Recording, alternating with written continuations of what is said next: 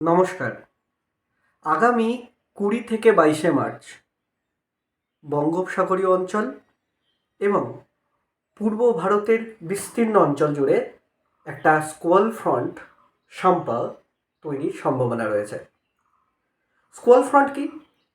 যখন জলীয় বাষ্পপূর্ণ গরম বায়ু এবং শুষ্ক শীতল বায়ু নিজেদের মধ্যে সংঘর্ষ অঞ্চল তৈরি করে, তখন সেই সংঘর্ষ অঞ্চল জুড়ে যে সীমান্ত তৈরি হয় তাকে বলা হয় স্কোয়াল ফ্রন্ট।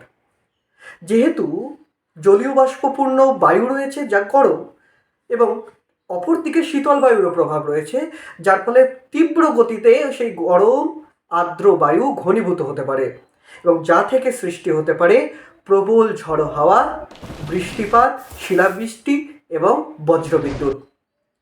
এই স্কোয়াল ফ্রন্টটা যে অঞ্চলের ওপর তৈরি হয়েছে, প্রাথমিকভাবে সেই অঞ্চলটা ছত্তিশগড়, ঝাড়খণ্ড, পশ্চিমবঙ্গের কিছু অঞ্চল এবং উড়িষ্যা জুড়ে।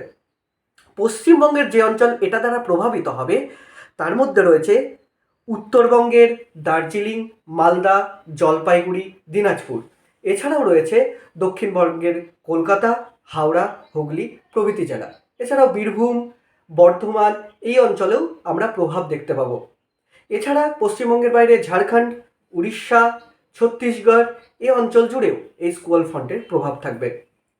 এই স্কোয়াল ফ্রন্টটির নাম প্রাথমিকভাবে রাখা হয়েছে শম্পা, যার অর্থ বজ্র বিদ্যুতের ঝলকানি। এবার দেখা যাক এই স্কোয়াল ফ্রন্ট শম্পা কতটা প্রভাব বিস্তার করতে পারে আমাদের অঞ্চলের ওপর।